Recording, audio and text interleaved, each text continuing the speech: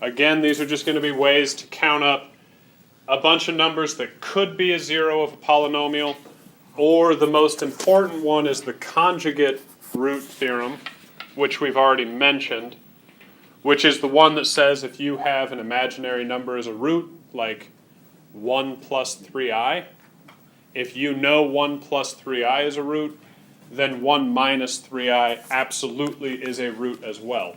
Imaginary roots come in pairs. So those are the types of things we're going to be talking about.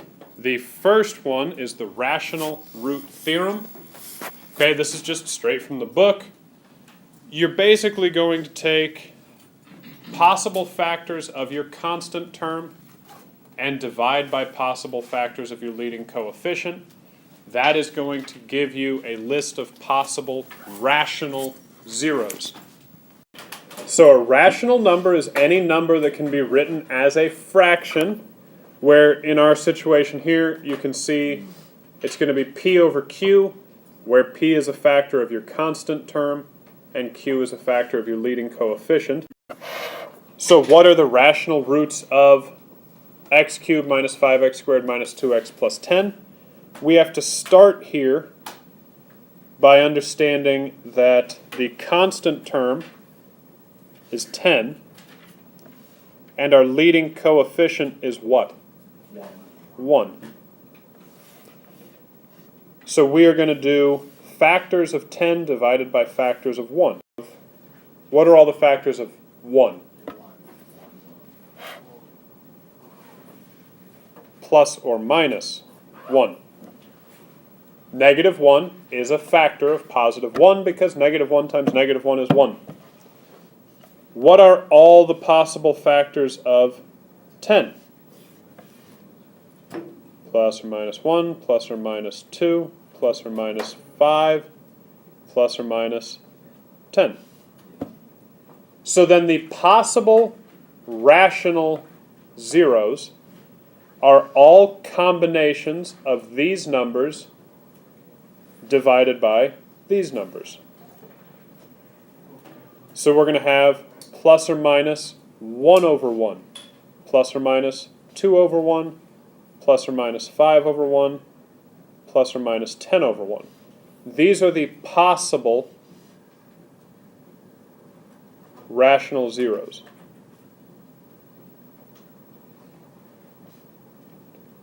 Meaning those are not all zeros of the polynomial, obviously. The polynomial is a cubic, which means it has 3 total zeros. We have 8 numbers here. They cannot all be zeros. But those are the possible rational zeros. You use the table in your calculator to check those. So check all of those in the table. Plug the polynomial in for y1, go to the table, and plug in 1, negative 1, 2, negative 2, 5, negative 5, 10, negative 10. Which one or ones of those work? When you check all of them, you find out that the only one of those that works is x equals 5. So just so that we're understanding the vocab, that's obviously not saying that the only zero of the polynomial is 5. That's saying that the only rational zero of the polynomial is 5. So the other zeros would either be irrational numbers, decimals that never end, or imaginary numbers. And if you graph it, I believe the other 2 zeros of this one are irrational numbers. They're not imaginary, I believe. In this example, I'm going to change the leading coefficient to be a 2. So this is now a completely different problem, but I wanted to change that to be a 2 just so that we could see what happens when the leading coefficient is not 1. So we need possible factors of the leading coefficient, plus or minus 1, plus or minus 2. Possible factors of the constant term, plus or minus 1, plus or minus 2, plus or minus 3, plus or minus 6. How do we get the possible rational zeros of this polynomial equation? Right, to get our list of possible zeros, you take these numbers in gold, divide by these numbers in this sort of tannish color, and you need all possible combinations of these numbers divided by these numbers. So what I'm going to do is I'm going to go through this list, dividing by 1 each time, go through this list, dividing by 2 each time, and then we just slap plus or minus on every single one of those to take care of the plus or minus. So I'm going to have plus or minus 1 over 1, plus or minus 2 over 1, plus or minus 3 over 1, plus or minus 6 over 1. Then I have to go through the gold numbers again, dividing by 2 each time, so I get plus or minus 1 over 2, plus or minus 2 over 2 is just 1. There's no need to write it again. Plus or minus 3 over 2. And then if I divide 6 by 2, I get 3. So again, there's no need to rewrite it if it's a repetitive 0. So the list of all possible zeros is right here. Plus or minus 1, plus or minus 2, plus or minus 3, plus or minus 6, plus or minus 1 half, plus or minus 3 halves. Those are all the possible rational zeros. So in the calculator, do the same process. Plug the polynomial in for y1. Check all of these and see which one works. So in this one, there are actually going to end up being no rational zeros, which means our zeros could be what or what. If they're not rational, then they could be, right, irrational or imaginary. All of our zeros are going to be irrational or imaginary. Could all of our zeros for this polynomial be imaginary? So saying that there are no rational zeros means the rest of the zeros are either irrational or imaginary. In this case, I believe the situation is that there is 1 irrational zero and 2 imaginary zeros. And again, they cannot all be imaginary because imaginary roots come in pairs, so you will always have an even number of imaginary roots. This is actually the idea we were just talking about, that I've mentioned before, the conjugate root theorem.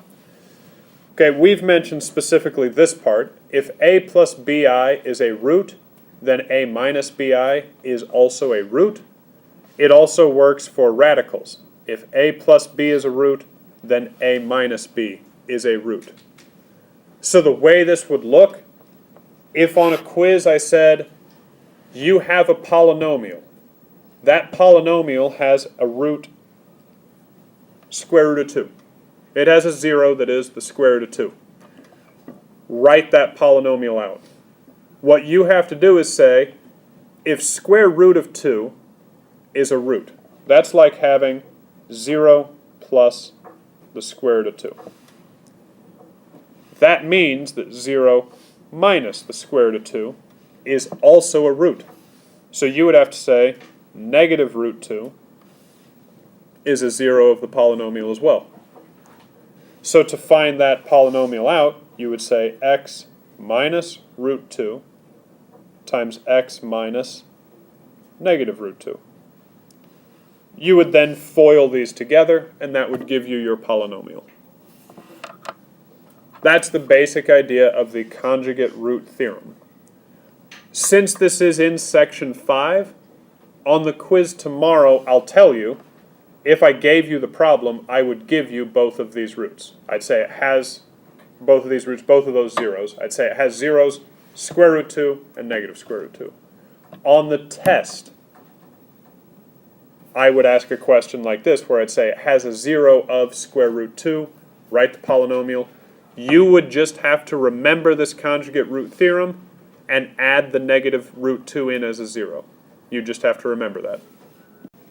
A cubic polynomial has rational coefficients if 2 plus 3i and 2 over 3 are two roots of p of x equals 0. What is one additional root? 2 minus 3i, box that in, you're finished. The nice part here is that I do leave a clue in the question. I give you 3 roots, 3 zeros of the polynomial. A polynomial with exactly 3 zeros is cubic. It would be degree 3. In the question, I tell you it's quartic.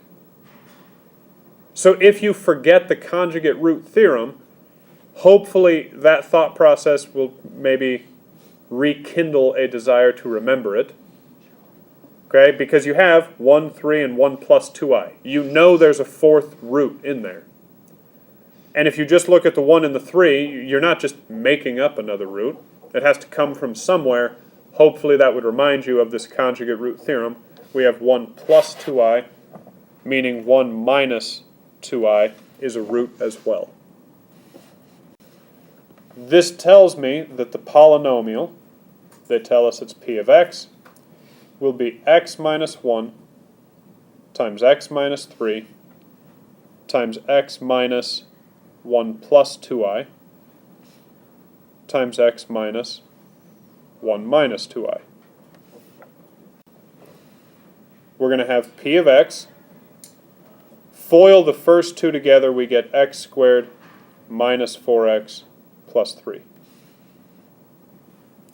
Then I'm going to focus on these two. That's going to be x minus 1 minus 2i times x minus 1 plus 2i. I have to multiply these trinomials together.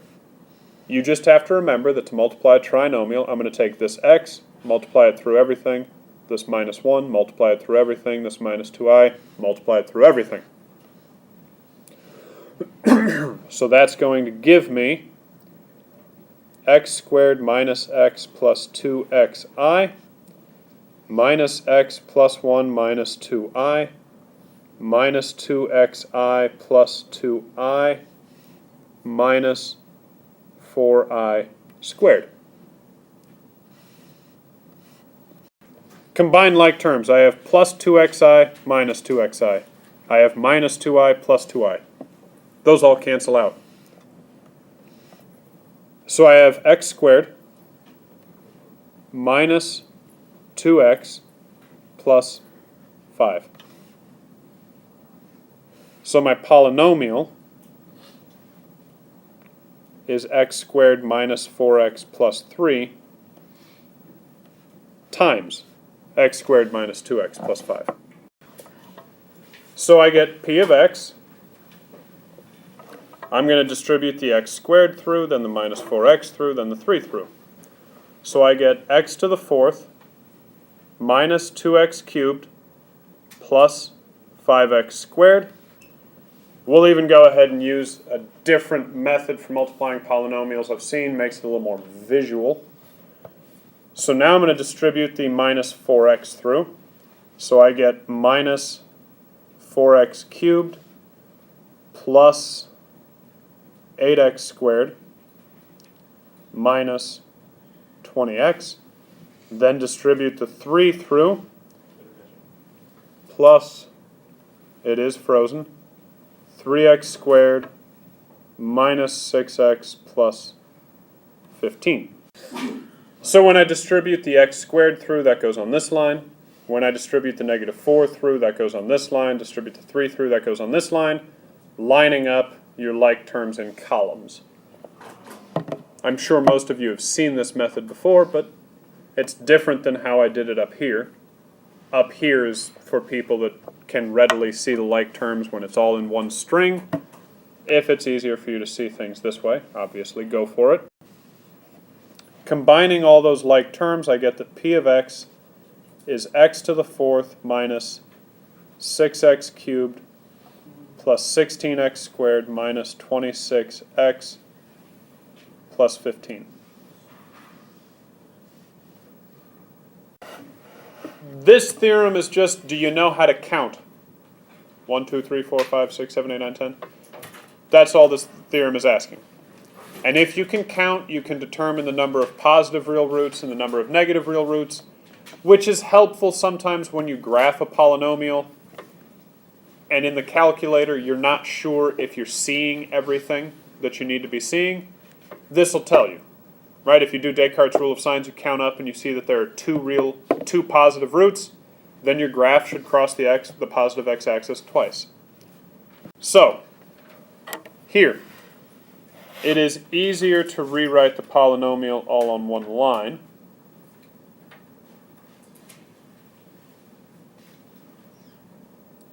Like so. Going from left to right, how many times does the sign on the coefficient change? 1, 2, 3, still 3. So the sign changed 3 times. That tells us that there will be 3 or 1 positive real roots. Then you do p of negative x. If I do negative x to the 4th, does that change anything? So when we plug in negative x, that's actually going to keep the signs the same on the terms with even degree and switch the sign in the terms with odd degree. Once you do that, go through and count the number of sign changes. 0, 0, 0, 1. And that tells us how many negative real roots there will be. I thought there were 2